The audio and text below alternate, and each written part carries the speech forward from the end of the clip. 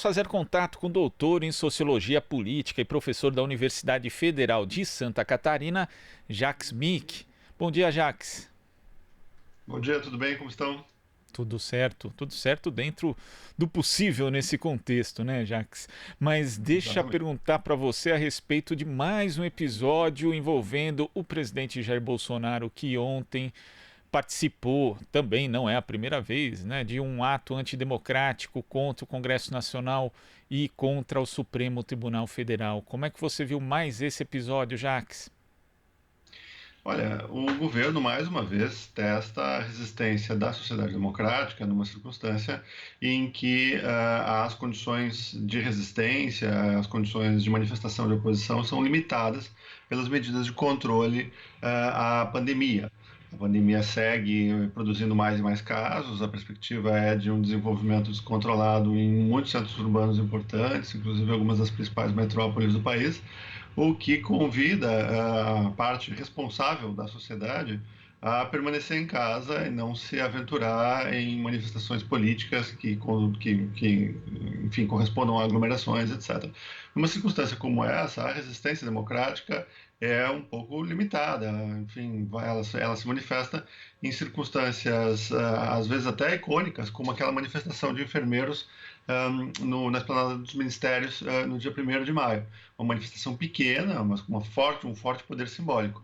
Mas em circunstâncias normais, esse era um momento para as massas estarem nas ruas denunciando o autoritarismo do presidente e exigindo o respeito à ordem democrática.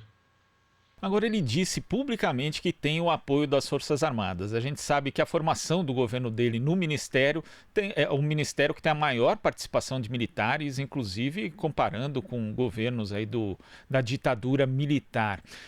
Você acha que os militares estão mesmo com Bolsonaro? E caso os de alta patente não estejam divididos, você acredita que entre os de baixa patente ali, que são mais bolsonaristas ali, né? A gente tem uma participação muito grande de bolsonaristas entre o pessoal da baixa patente. Você acha que existe um risco de subelevação? Eu não sou especialista em Forças Armadas, então não consigo olhar para cisões ou divisões internas dentro desse grupo, visto como um agente político. Mas consigo pensar o que seria a vulnerabilidade de uma ação das Forças Armadas num contexto em que o governo tem popularidade declinante. Se há um traço comum entre as últimas pesquisas de opinião pública divulgadas no Brasil, é de que a parcela da sociedade brasileira que considera o governo ótimo e bom tem caído constantemente. Em algumas pesquisas ela cai muito, em outras ela cai um pouco menos. E essa avaliação ela tende a se deteriorar nas próximas semanas, na medida que ficar claro para mais gente, ficar mais claro o resultado, a consequência da inação do Ministério da Saúde, a consequência do negacionismo do governo em relação à pandemia, que deve produzir mais e mais vítimas. Então, a questão é, os militares estariam dispostos a entrar numa aventura golpista num contexto de baixo apoio popular? Não me parece que nem os militares, nem outros agentes dotados de certa racionalidade estejam dispostos a fazer isso. Agora, outros analistas observam que os militares não são uma força, não são um bloco homogêneo. Eles têm perspectivas variadas, não só nessa divisão entre alto clero e baixo clero, entre baixas patentes e altas patentes que você mencionou, importante sobretudo no Exército, mas também entre cada uma das forças, havendo muito mais propensão golpista quando ela existe numa parcela do Exército do que na Aeronáutica e na Marinha.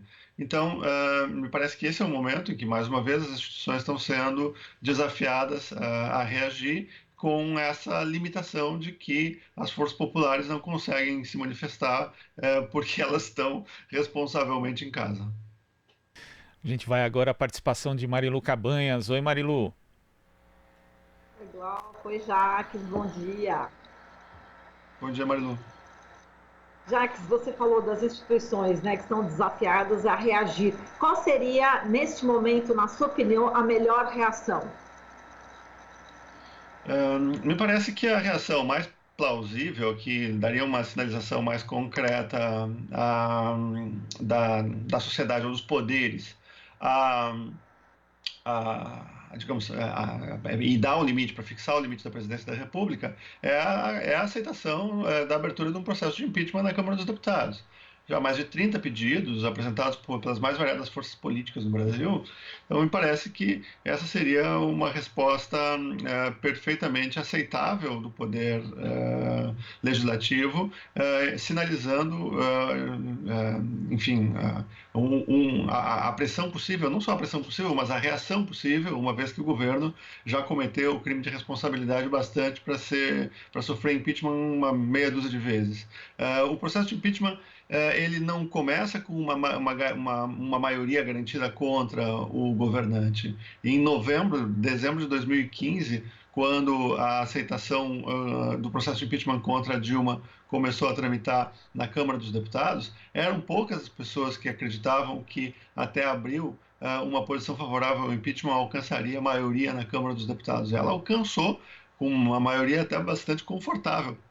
Isso tinha a ver com muitas vulnerabilidades cruzadas no entorno da gestão de Dilma. Eu acho que, nesse momento, o país se aproxima de uma tempestade perfeita, como se diz na política, parecida com aquela que se viveu em 2016, uma vez que a gente tem um governo de popularidade declinante, de uma situação de atividade econômica com enormes dificuldades. A gente já tinha uma taxa de desemprego gigante e ela pode, inclusive, dobrar, chegar a talvez 24 milhões de desempregados.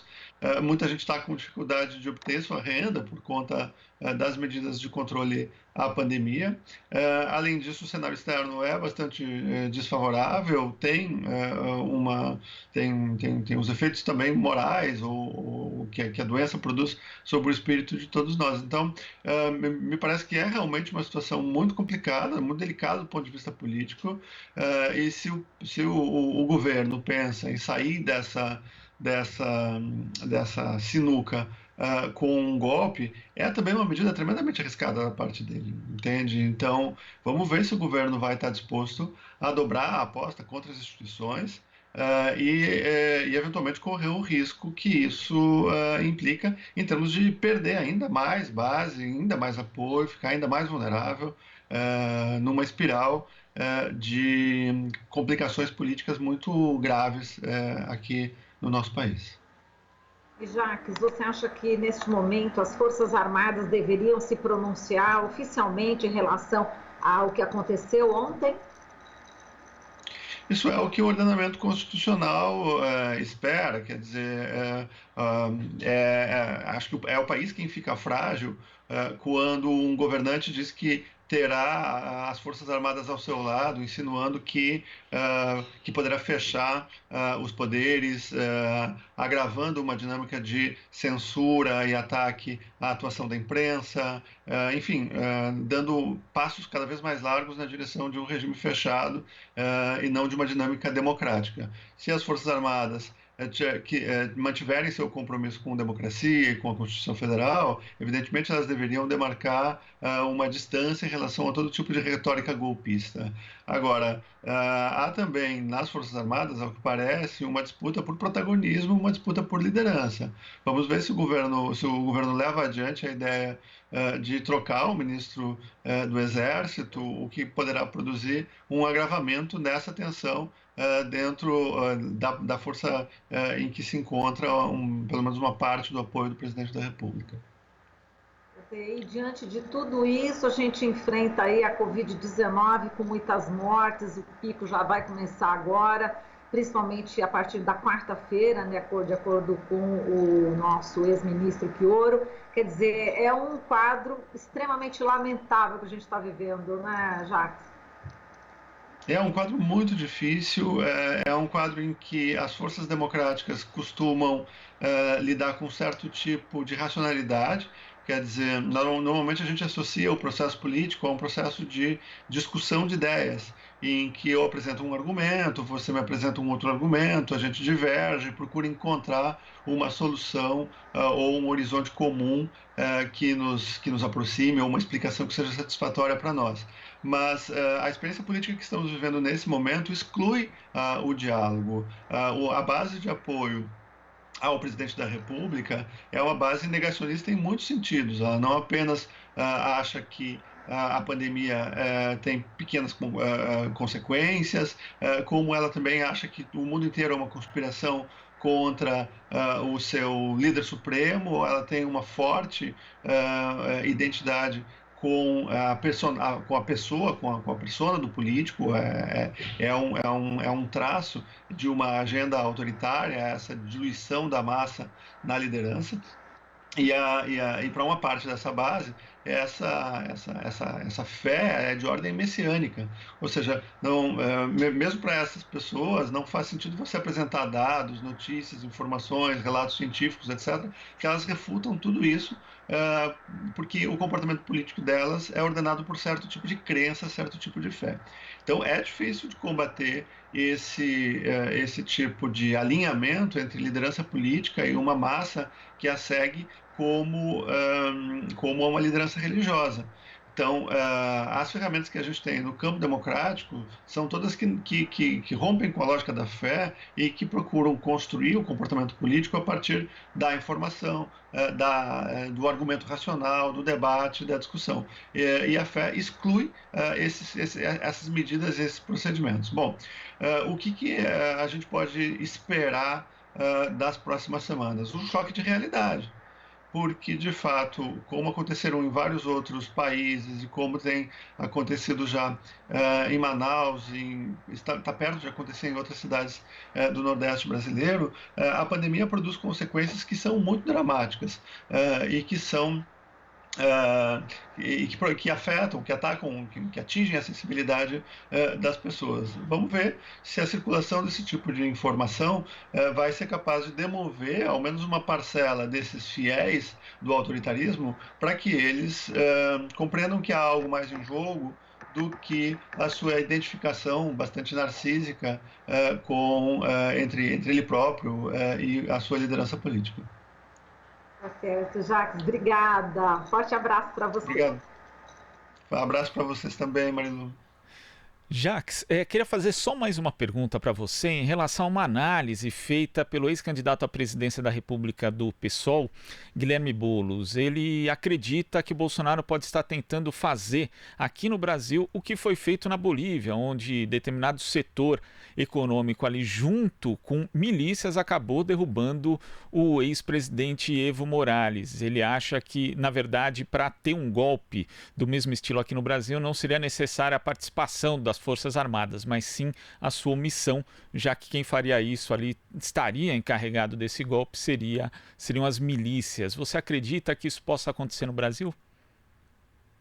Acho difícil. A hipótese do Boulos opera bem como um alerta importante, levando em conta essa absolutamente indesejável conexão entre governo federal e milícias, que nesse caso é inclusive uma conexão financeira, né? As investigações do Rio de Janeiro indicam que o dinheiro da rachadinha promovida nos gabinetes da família Bolsonaro alimentava empreendimentos das milícias no Rio de Janeiro. Agora, essa proximidade é claramente danosa ao país, deve ser denunciada, mas o ponto é que o Brasil é um país muito grande, em que, digamos, as condições para uma espécie de domínio centralizado do país por milícias e grupos armados são condições muito difíceis de ser viabilizadas.